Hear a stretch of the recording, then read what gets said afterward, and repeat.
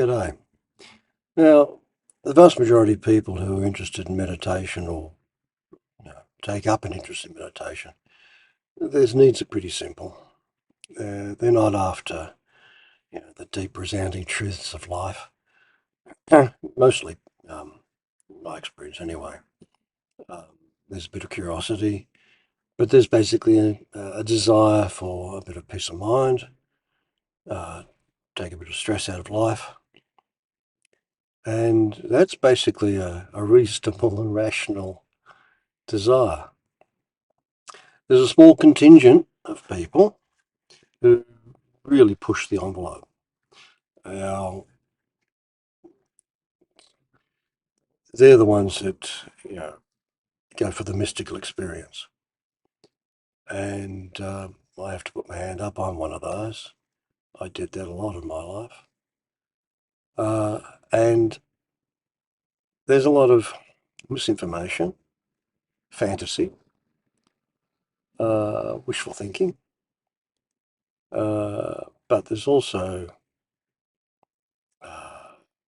some deep experience, useful deep experience comes from these mystical experiences. So what I thought I'd do is give a bit of an outline of what these experiences can be and how they can be useful. Now, I want to make a statement up front, though. I'm not recommending any of this stuff. I started teaching on this channel what I understand about meditation because I think I've got something to offer. And I'd be directing people to a more gentle approach as the way to get some real benefit out of this that is not risking your sanity. And, I think that there is a way to meditate that leads to genuine self-discovery and genuine self-understanding. And it doesn't require all these sweaty, practices and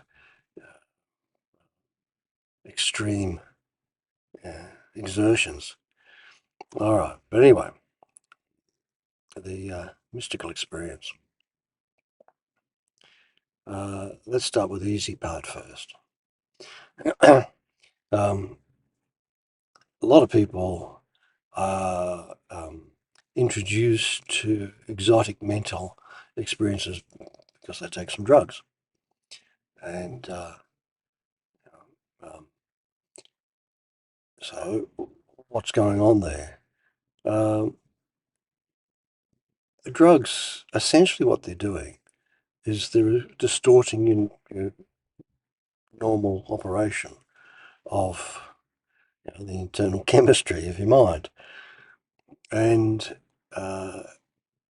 they produce, depending on which drug it is, pretty wild experiences.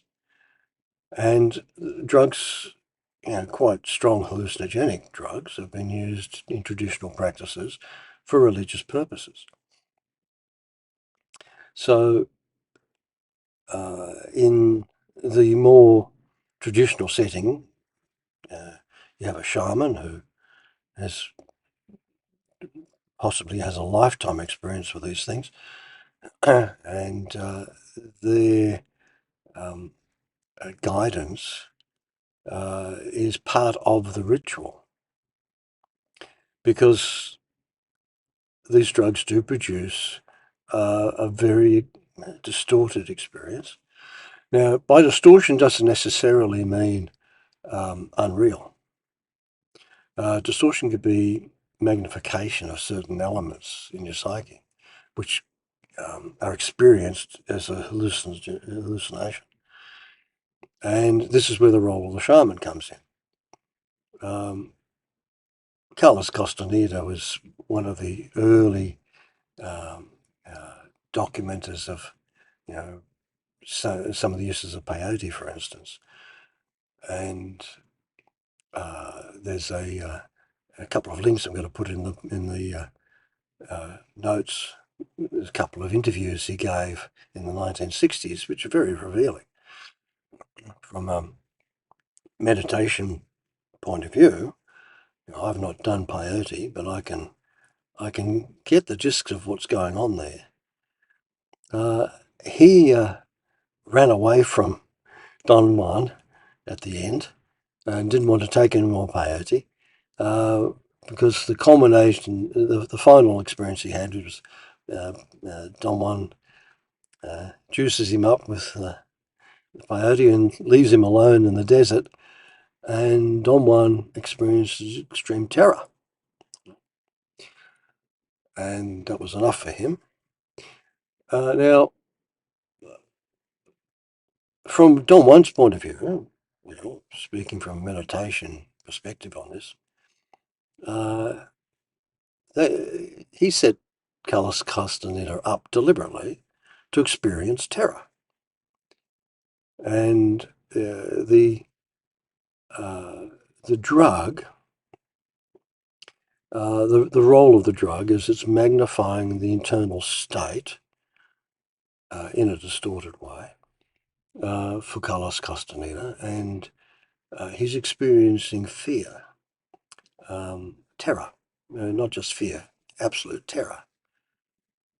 And from the shaman's point of view, this is part of the process of discovering the range of experience that a human being might have. And it's facilitated by taking a drug. Now, ayahuasca is a big favourite at the moment, and I don't have any personal experience of that either. I'm not particularly interested, to be honest. Met a few people who've been into it. One person who's done multiple trips around the world to meet with their shaman.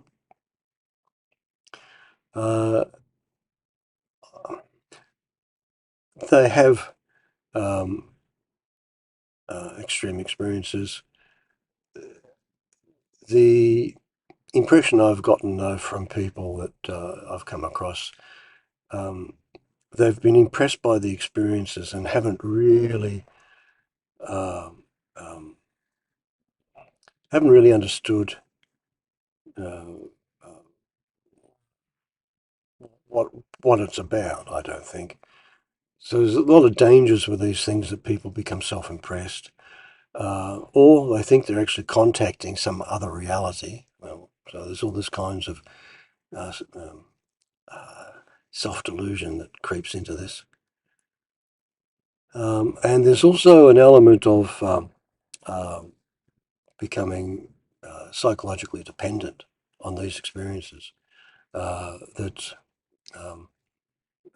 when their normal day-to-day life overwhelms them, they rush back to an ayahuasca experience as a comforting thing. And that's pretty much a characteristic of human psychology as well, that people want to attach to a narrative that they can develop through these experiences. But anyway, coming back to the point, drugs in general distort the mind's action, creating hallucination. But those hallucinations and those distortions will tend to be magnifications of the abiding unconscious psychology that the person's not consciously aware of. Now, so that's by way of introduction to the mystical experience. The mystical experience becomes more interesting when it's not influenced by drugs. It's still a distortion. you gain these experiences by practicing some kind of meditation technique. Most typically one-pointed techniques where you focus your attention on some object and you know, it takes weeks and months really of dedicated practice to get some of these experiences. And it's a kind of sensory deprivation that you put yourself into. There are certain shortcuts people attempt, you know, sort of thing called dark retreats, which you know, people lock themselves up in darkness and silence, and the subconscious dream state basically starts to become more vivid. Well, that's a product, once again, of the subconscious activity of the mind or the unconscious activity of the mind can come to conscious awareness. Now, these distorted experiences, um, there's a hazard with it is that uh, very, very commonly people, I use this term self-impressed. Well, yeah, people have experiences and it's always in the context that they've got some kind of um, goal or philosophical aim that they've been attracted to. And it becomes an interpretation of the experience, which is just another confounding factor, gets in the way of comprehending what's happened to you. Now, there's a range of experiences that people can have. Commonly, term that's used a lot these days, influenced by Buddhism, is jhanas, these jhanic experiences. And there's a range of those depending on how deeply you go into it, how far you've gone down that rabbit hole. The early jhanas are um, um, uh,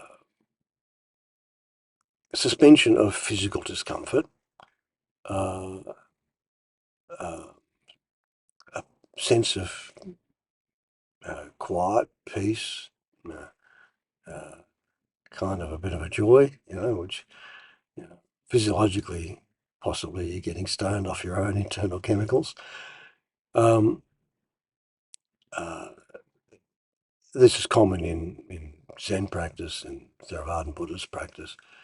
It was probably very common in yoga practice before so that sort of fell away as a discipline. Now, the early jhanas are pretty benign, and I think one way people might relate to it, common experience, when you first fall in love, you know, uh, I think people, it's not that uncommon for people to go through a few days of, oh, the food's better now, and oh, look at that, everybody's happy, and I'm happy. There's a kind of um, deep stress relief or release when one first finds a person who falls in love with you and you fall in love with them. Now, that's kind of a early jhanic sort of experience. And it's got to do with the release of stress. And this is pretty much what characterizes the lower jhanas. Going deeper into it, people typically can start to experience things like seeing a bright light. Now, they're in the dark room, but their perception is seeing a very bright light, sometimes as bright as staring straight at the sun. Now, you can speculate quite what's going on there. I hold the idea that it's nothing more than the um, uh, pineal gland being getting a bit of activation. There's all kinds of feedback loops in the human body, and the pineal gland is light sensitive. If there's any kind of internal energy that starts to flow in certain ways, it might be influencing the pineal gland. Anyway, people who get that sort of experience, and beyond that, there's experiences where the Buddhists try to characterize them as neither sense perception or non-sense perception and infinite space and things like that. Well, these are all psychological interpretations of um, states where one is spent a lot of time practicing these one-pointed techniques, and you've succeeded in cutting yourself off from registering the external senses. So you're no longer aware of your surroundings, or um, you know, um, uh, you don't hear anything anymore. You don't see anything. You don't smell or taste anything. But there's a strong internal, vivid sort of state of mind, um, uh, and it's very impressive. It lasts for a short period of time, and then you emerge from it. And then finally, talking about Theravada Buddhism, you've got this condition of nirodha where um, uh, all um, uh, everything ceases, including that internal experience, and it's just a suspended animation, which can last for a period of time. Those sorts of experiences are what basically turn people on to the idea that there's something to this. Now, how are you going to interpret those experiences?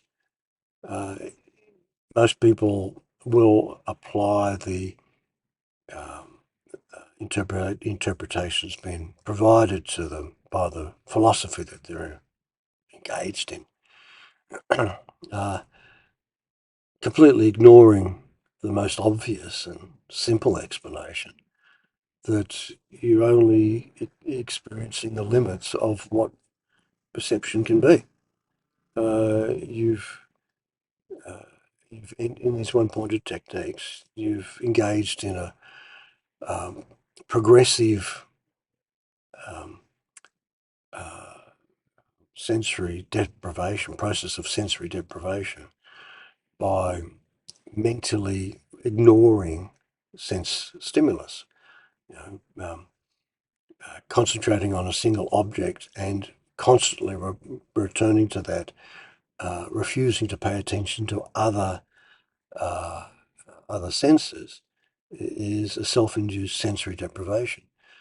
And the logical conclusion of that is a complete absence of paying attention to any senses. And it's a period of total suppression of any sensory experience. um, that's the limits of the perceptual, limits of perception. Not easily attained.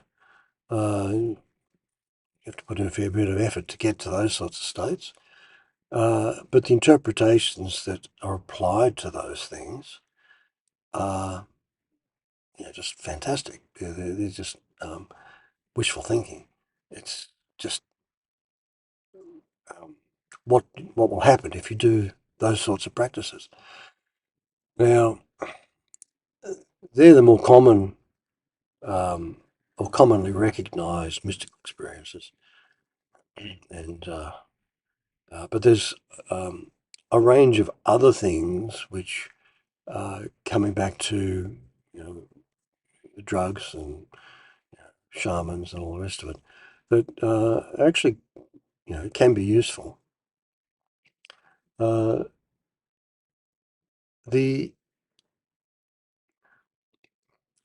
the the value of just having a magnified but distorted internal experience is it can bring to your conscious awareness uh, subliminal states which might pass by unnoticed. Now, in human psychology, uh, we've got a range of uh, um, drives, instincts, which because we were born with them, we live with them all our lives. They dictate to us, but we possibly don't even consciously, understand them. And they are the instinct of survival. So there's fear, um, uh, sex, instinct for reproduction. Um, there's some things are more obvious than others. Anger. Now, in a distorted experience where something like this is magnified, um, one of the easiest and more common experiences, people experience anger, and they can recognise, possibly for the first time, that these angry feelings that they have, they're actually generating them themselves. That they're carrying around an anger which they're projecting onto the world. That's a useful meditation insight. Comes about, under the circumstances of engaging in practices which distort your normal behaviour, normal experience, conscious experience. Going back to Carlos Castaneda as the example, where he's out in the forest or in the desert and he's experiencing terror. Well, there are certain practices that have been around for a while. The Buddhists had the practice of meditation in the graveyard. Now, why the graveyard? Well, keep you focused on the awareness of death, and in particular your personal death. That's that can lead to a profound recognition of the fear that resides deep within you of your own mortality, rather than being a subconscious driver throughout life. It can be a consciously recognised thing. Now, it doesn't mean the fear would go away, but it's a different kettle of fish when you're conscious of that fear in a deep way and can accept it, not react to it. That's a very freeing psychological insight. Um, so many people act out of fear and they've got lots of rational justifications for their actions without ever admitting that why ultimately they're doing something is they're afraid, and their actions are all a response to fear. The deepest fear one can have is one's mortality. And some of these uh, um, deep experiences or vivid experiences uh, can be, even if they're via hallucination, can be an introduction to a deep personal understanding of one's great fear. Sexuality is, you see in just about every religion is frightened of sex, Uh, the, um, the sex drive is absolutely deeply rooted in our psyche, and it's not a matter of trying to suppress it or um, express it. It's a matter of finding its appropriate expression and um, uh, trying to have an undistorted uh, um, libido, uh, which you'd have to say is pretty uncommon in this world.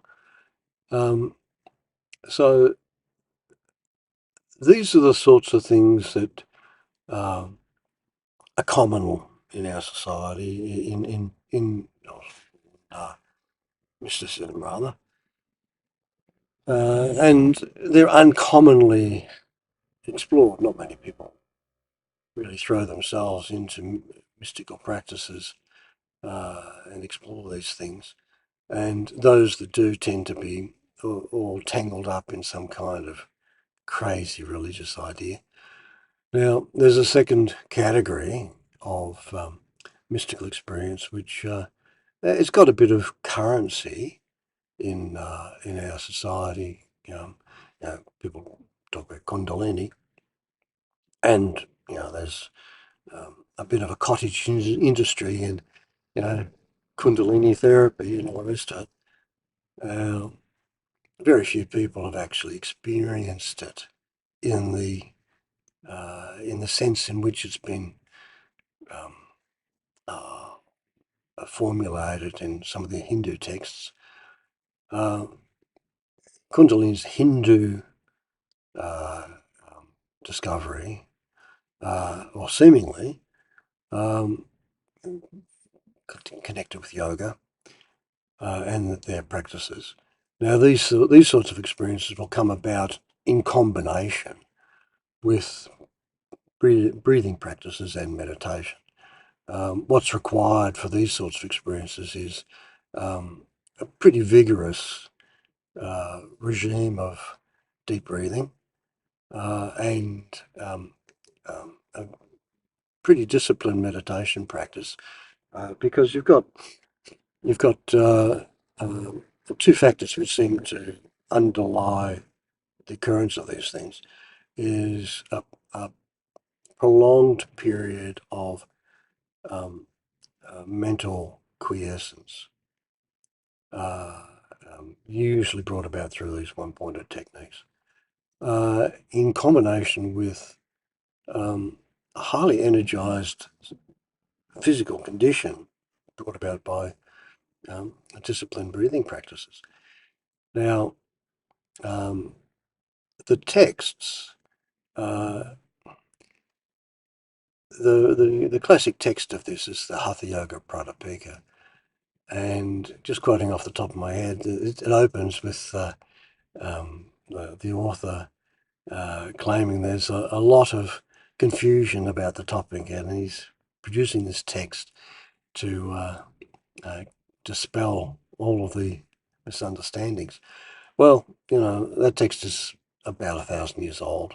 Could be 800 AD or something. It might be its earliest dating. Even back in the day of the author, there was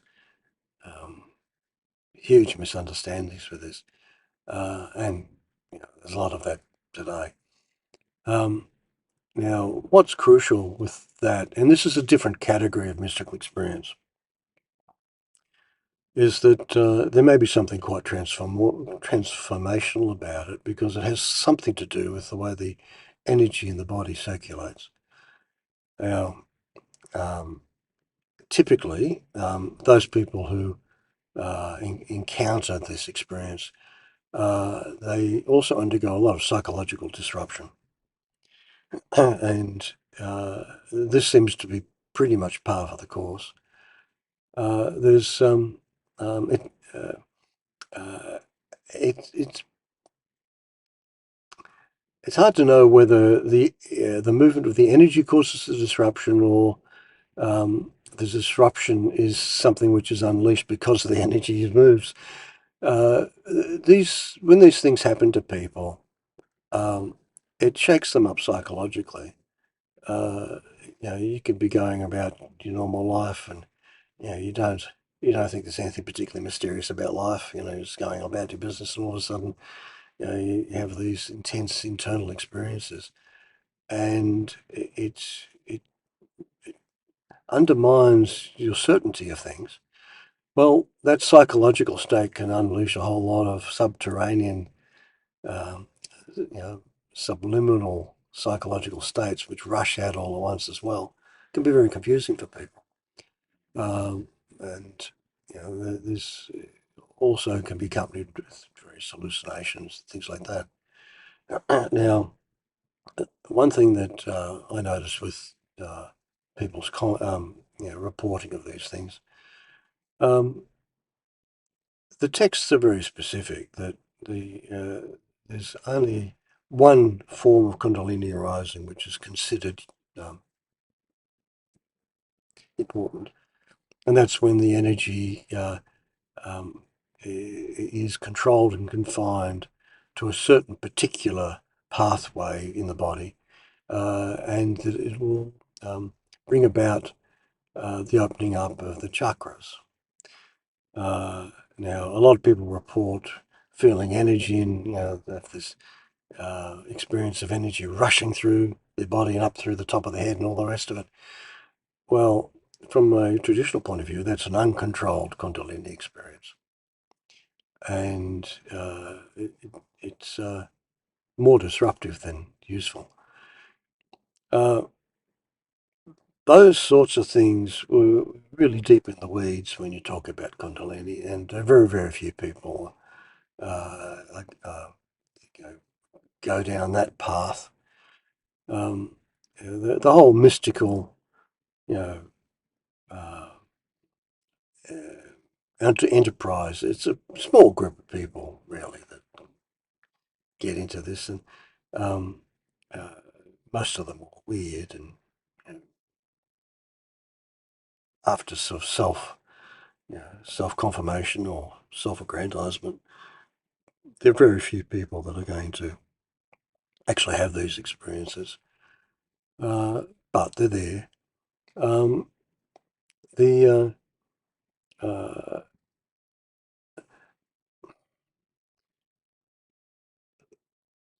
Part of the purpose that I started this channel is that uh, I've got uh, I'm speaking from a lot of personal experience without sort of trying to big note myself, and I can see that there's a lot of misunderstanding out there, and I'm trying to correct that. And just to beat my own drum a little bit here, what I've tried to point people to is a way to approach meditation that avoids a lot of the mishaps that people can have. And the uh, the Kundalini experience that people have reported a bit more frequently in recent years than perhaps the past, and this might be because there's been a few more drugs about. Um, you want to avoid these uh, traumatic, explosions of the subconscious, and uh, you also want to avoid being sucked into some of these uh, belief structures that are all over the place. Uh, uh, if you Google cults, there's so many cultish groups out there, and they've believed all kinds of weird shit. There's some of them have led to mass suicides. And, there's, you these are all expressions of the human psyche when it goes off the rails, and you don't want to get caught up in these things, and you don't want to go down that path yourself, and you certainly don't want to, spread bullshit. There's two kinds of bullshit. There's the bullshit people tell you, and there's the bullshit you make up for yourself, and both of it's to be avoided if you can. The uh, there is a value, I think, there is a value of meditation. And all these mystical experiences, although they're very impressive, they're dead ends. They're a waste of time, mostly.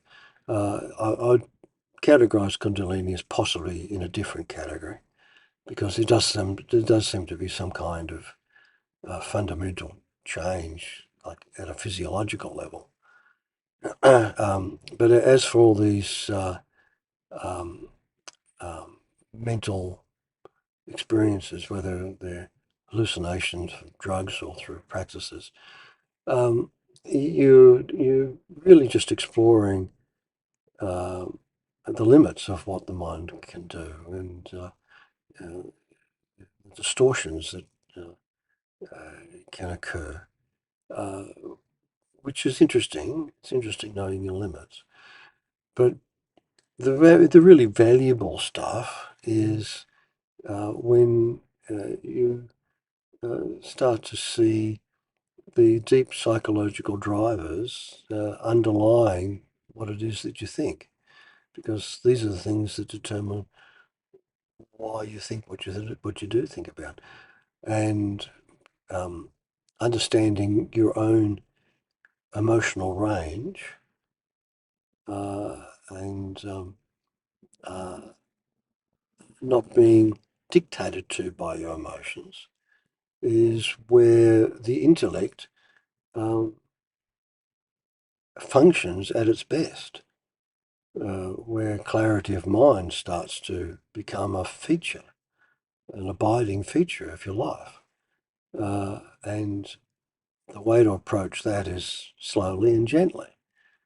And I've done in previous videos explanation, well, meditation really is just about learning how to relax and be mentally alert. All these sweaty, uh, uh, extreme practices that produce these, vibrant results. Yeah, they're impressive, but they're actually of limited value.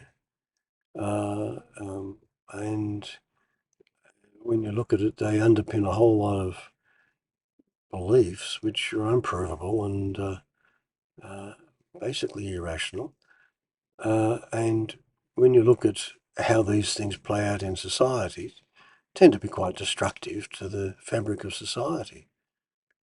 How many religious wars have there been? For what? So uh, that's a bit of an overview uh, of mystical experience. Um, there are other categories which I haven't touched on, which are less common. People sometimes see visions of beings and have hallucinatory experiences where they have apparitions of beings or um, higher beings apparently are communicating with them. Now, that's another category which is kind of tricky because you know, it's in it's imponderable whether these beings really exist or whether it's just a manifestation of your own mind.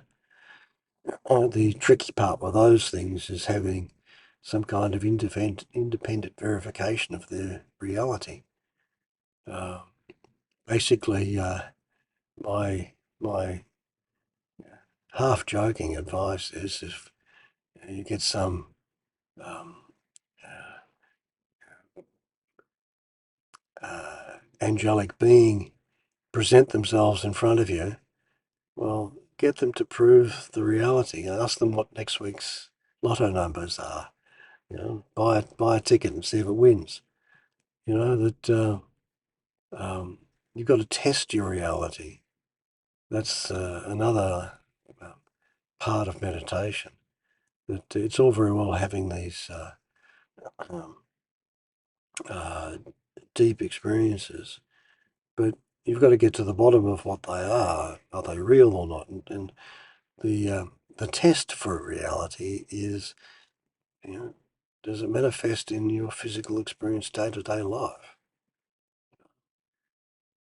Anyway, it's possible to ramble on this topic.